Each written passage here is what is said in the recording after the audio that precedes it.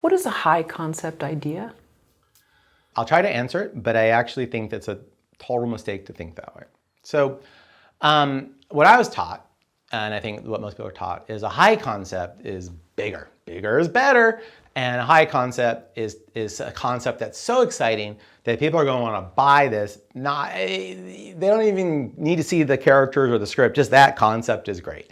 And a classic example people will give is Jaws, which was a huge blockbuster movie, or people talk about Breaking Bad. Look, there's a lot of different people out there. Everyone has their opinion, and different people resonate with you. I personally will ignore anyone who says that, and I will suspect they've never had a career as a writer. I've sold a lot of pitches. I've helped writers sell pitches. First off, here's the concept of Jaws, and just pretend Jaws didn't exist. And I came in and you're an executive and here I pitch it to you.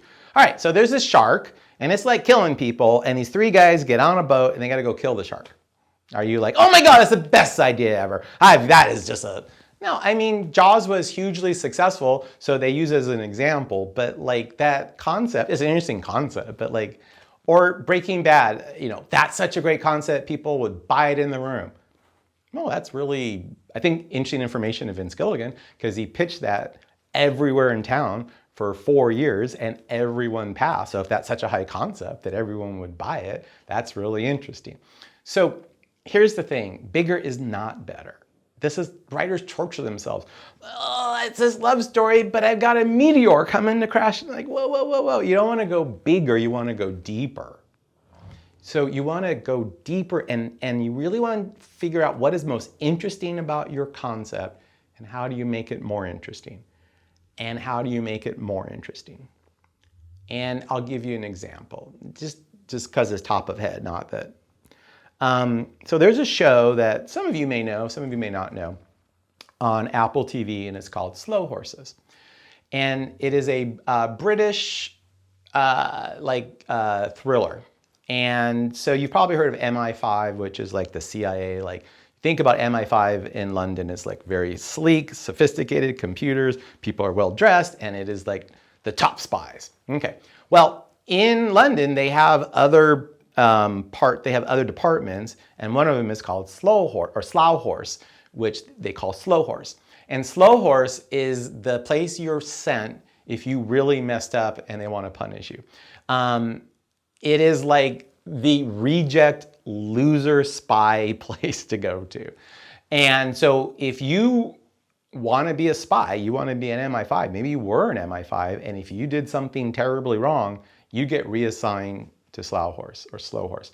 And you wouldn't want anyone to know that, because you'd be the laughing stock of the spy community. And once you go to Slow Horses, there's only one thing you want to do, which is find your way out and back to MI5, only there it's hell. You don't leave hell. If you get sent to Slow Horses, it's terrible. And Gary Oldman is the lead, and he plays a guy who was a James Bond type, super spy. And he now runs Slow Horses, which is a really interesting question. Like, why did he get this worst job ever? And I'm not going to answer that. For those of you who want to go watch the show, you do eventually find the reason. So this is, if you think about this, this could be the beginnings of a concept for a comedy.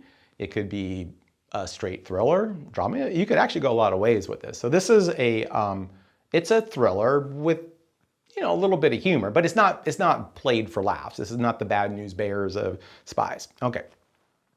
So now if you're developing this is an interesting idea. I think you walk into like, you've heard of MI5, you've heard of the CIA. Did you know that there's Slow Horses? And you talk about that, and then you talk about these characters and what they did to get there. And of course, some of them deserved it, and others of them just insulted the wrong person's wife accidentally, and now out of spite. And so they have their stories and they want to get out of there, but they can't. And what do? Is they get assigned like the parking management jobs, right? Like, so if there's a potential terrorist, MI5 is going to trail the person and do all this stuff. And Slow Horses is literally doing traffic control. I mean, they do the most menial, horrible things. Okay, not horrible, but just mean, boring stuff. Well, now you're like, okay, it's a great idea, but as a concept, What are we watching week in and week out? We're going to watch these people do traffic control. I think that's going to get pretty boring. So you start thinking, what could be a case that they have to do that's going to be really interesting?